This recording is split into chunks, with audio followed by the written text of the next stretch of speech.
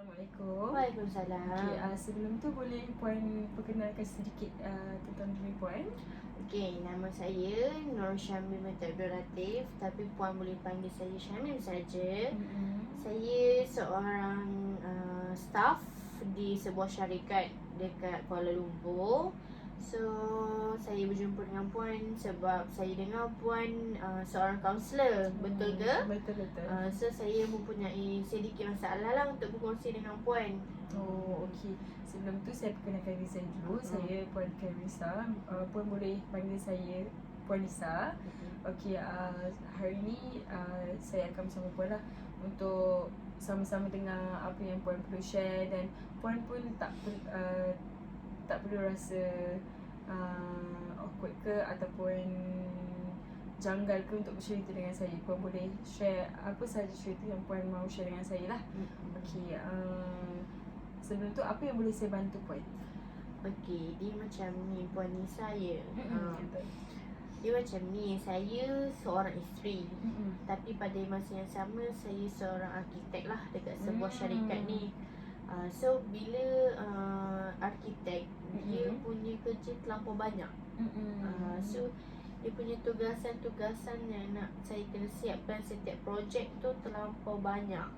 So kadang-kadang dalam satu hari tu saya balik lewat. Saya balik sampai pukul 10 malam, sampai pukul 9. Sedangkan masa office hour saya pukul 5. So bila saya terbalik lewat, kadang-kadang masa dengan anak-anak, dengan suami saya tak ada pun. Okey. Bila balik tu kadang-kadang bila saya balik lewat tu anak-anak saya dah tidur. Suami saya pula kadang-kadang dia tidur, kadang-kadang dia tengok TV. Tapi itulah, saya rasa macam stres dekat situ sebab saya tak boleh nak kawal masa saya. And ada satu hari tu saya terbawa kerja balik, sedangkan suami saya cakap kalau dekat rumah masa untuk anak-anak saja, untuk keluarga sajalah, untuk kerja biarkan tinggalkan kerja. So ada satu hari saya bawa balik rumah, and dekat rumah saya rasa macam sedih lah. Sebab kenapa saya bawa kerja ni sampai balik rumah? Kenapa saya tak tinggalkan je dekat office kan? So saya punya masa tu tak ada. So dekat situ saya buatkan stres sebab suami asyik bercakap dengan saya, jangan abaikan anak-anak, luangkan masa bersama anak, luangkan masa bersama keluarga. Sebab anak-anak saya masih kecil. So bila diorang masih kecil, diorang memerlukan kasih sayang seorang ibu. Betul. Tetapi saya tak bagi pun kasih sayang tu dekat diorang. Sebab yelah, arkitek kan, sebab apa yang orang nampak arkitek gaji besar, makan sedap-sedap, kereta mewah. Tapi diorang tak tahu sebalik kerja sebagai seorang arkitek mempunyai banyak sangat cabaran. Betul. So boleh saya stres tahu? lah kat situ. Yelah, saya faham sebagai seorang arkitek banyak sangat kerja yang perlu kita settlekan. Kadang-kadang bukan dalam satu hari. Masa dia mengambil masa, kadang-kadang tu boleh sampai seminggu, 2 minggu. Betul. Okay, so sebelum tu boleh saya tahu macam mana cara Puan sekarang ni Puan susun jadual Puan? Maksudnya macam mana Puan susun? So sekarang ni saya tak ada jadual. Saya memang tak susun apa-apa. Saya pagi saya pergi kerja, lepas tu kadang-kadang saya balik lewat, and sampai rumah saya dah penat. Sampaikan saya satu kerja pun saya tak buat. Sampaikan kerja rumah saya tak kemas, saya tak masak. Itu yang membuatkan saya rasa sedih lah. Saya rasa stres sebabnya saya tak jalankan tanggungjawab saya. Adakah waktu cuti Puan dapat meluangkan masa ataupun Puan still ada kerja juga?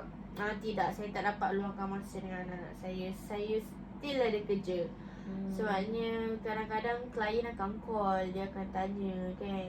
Tapi dekat situ memang saya stres lah sebab saya tak boleh nak luangkan masa. So pada pendapat Puan Nisa, apa yang patut saya buat untuk saya ada masa dengan anak-anak saya? So maknanya saya bahagikan ke ataupun saya nak buat jadual ke ataupun macam mana Okey. Puan? Pada pendapat saya, pada cadangan saya lah. Okey, sebenarnya Puan, yelah macam kita cakap tadi, Puan memang banyak kerja. Dan juga Puan pun as a wife, ada juga Puan kena tanggungjawab, betul?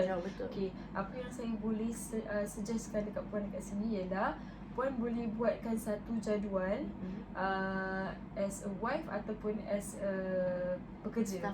Maksud dia Puan boleh, okey, bila balik rumah tu Puan cuba untuk tidak membawa sebarang kerja di rumah. Yelah, sebab macam kita tahu waktu kita di rumah ialah waktu-waktu kita dengan family dan waktu-waktu kita berehat.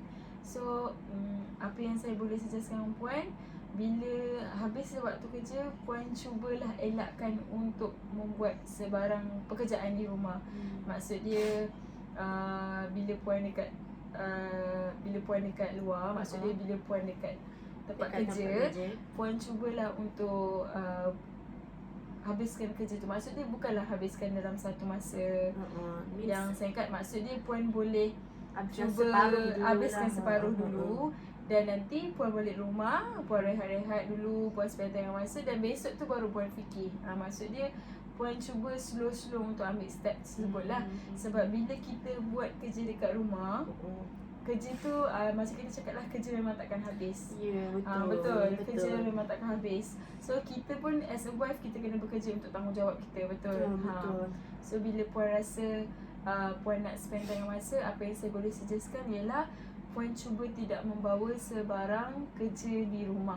Maksud dia waktu dengan family Puan cuba meluangkan sebaik mungkin. Yelah macam Puan cakap tadi, yang suami Puan pun agak sedikit marah, betul? Ya, betul. Sebab saya bawa kerja sebab itu bawa terus kerja ke rumah. Ya, sebab waktu dengan family ialah waktu malam saja bila kita bekerja sebenarnya. Dan sebenarnya anak-anak di rumah akan merasa mereka sedikit diabaikan lah kalau kita terus membuat macam tu. So apa yang saya suggestkan kepada Puan boleh buat jadual untuk bila waktu bekerja. Puan boleh fokuskan bila waktu bekerja lah. Tapi bila waktu rumah, Puan boleh elakkan, kalau boleh elakkan untuk apa orang cakap, untuk meluangkan masa dengan kerja. Puan cuba cari masa tu untuk meluangkan masa dengan family Puan. Dan juga waktu bekerja, apa yang saya boleh suggestkan untuk Puan elakkan stres. Okey, waktu masa lapang Puan, contohnya waktu Puan cuti, Puan boleh pergi beriadah dengan keluarga Puan. So elakkan untuk berfikir sebarang pekerjaan. So dari situ Puan boleh elakkanlah stres-stres tersebut. Itu yang sebenarnya ada pro and cons lah bila kita bekerja, betul tak? Betul. Tapi kita cuba slow-slow. Dia memang sedikit payah, tapi bila Puan cuba ikut step yang betul, Puan cuba buat slow-slow, nanti insya-Allah benda tu akan jadi. Itu apa yang saya boleh suggestkan untuk Puan lah. Sebab bila kita bekerja ni, waktu bekerja kita memang takkan habis. Tapi kita cubalah satu step yang boleh membuatkan kita rasa elakkan benda yang membuat kita rasa stres. Maksudnya bila Puan waktu kerja Puan weekday tu memang weekday, Puan fokuskan waktu kerja. Tapi bila weekend, Puan fokuskan untuk bercuti pula. Macam tu. So itulah yang boleh saya suggestkan. Terima kasih Puan Nisa kerana telah memberi sedikit cadangan yang boleh saya ikut, insya-Allah. Terima kasih sebab hari ni sebab sudi luangkan masa berjumpa dengan saya. Terima kasih juga sebab sudi jumpa saya. Dan apa-apa lepas ni kalau Puan perlukan sebarang nasihat, insya-Allah saya boleh cuba untuk membantu Puan dalam selesaikan masalah, insya-Allah. Terima kasih Puan. Sama-sama. Salam.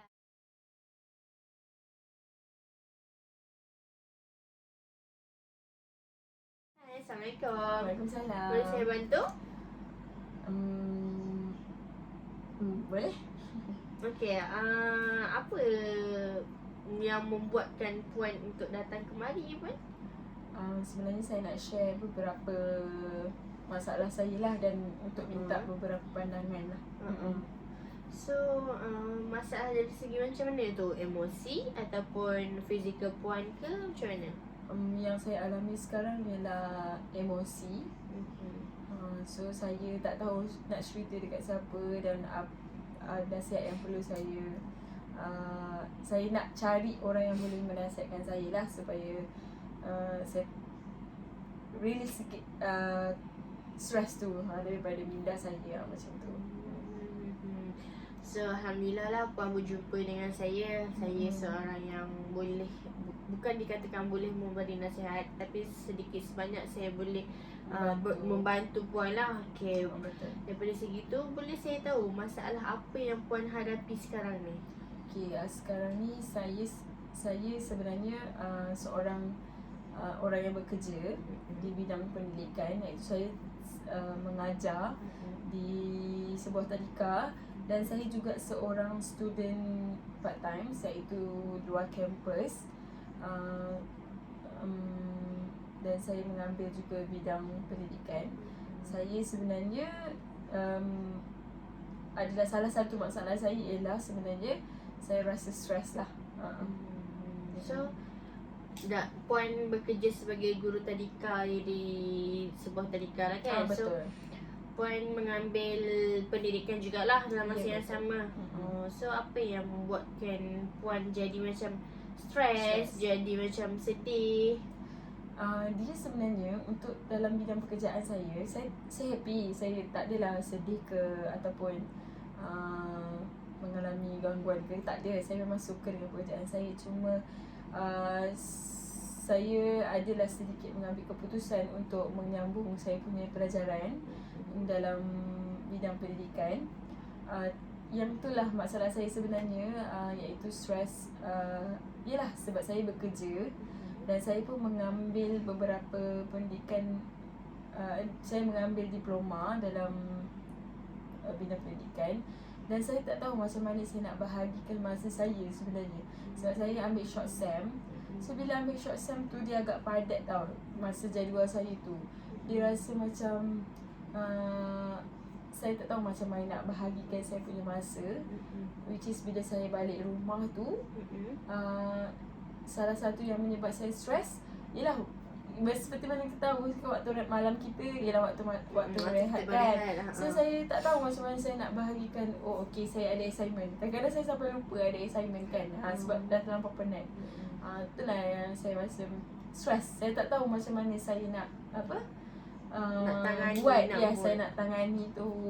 Sebab yelah, dua-dua sebenarnya sangat penting dalam kehidupan, iaitu saya punya bekerja, saya punya belajar. So bila saya dah sambung selama setahun ni, barulah saya agak sedikit tekanan lah, sebab saya tak tahu macam mana saya nak uruskan. Macam itulah. Okay, sebelum tu boleh saya tahu puan belajar dekat mana? Saya belajar di Raudah College. So maknanya Raudah College tu puan ambil short sem lah ya? Ya, betul. So pada masa yang sama puan bekerja jugalah. Betul.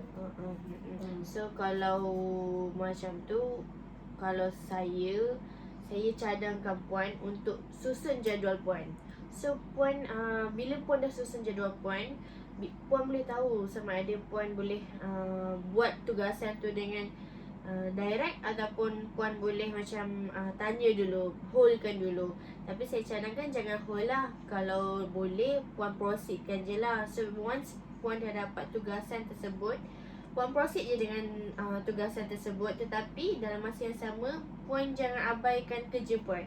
Sebab saya tahu puan mesti kalau balik mesti macam penat. Sebab kita dah mengajar seharian daripada pagi sampai ke petang kan. Sebab di rumah mesti puan rasa macam puan nak rehat, puan nak rasa macam puan nak tenangkan fikiran, tak nak buat apa-apa. Saya faham. Sebab tak semua orang kalau kita tengok boleh buat dua benda dalam satu masa.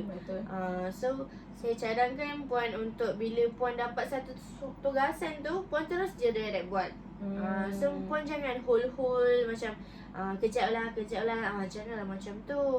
Puan je saya kena susun jadual. puan kena susun jadual. So bila once puan dah susun jadual, puan dah boleh tahu, okay, saya dah dapat tugasan ni, saya akan terus buat ni. Lepas tu saya dah settle satu, saya akan teruskan dengan lagi satu.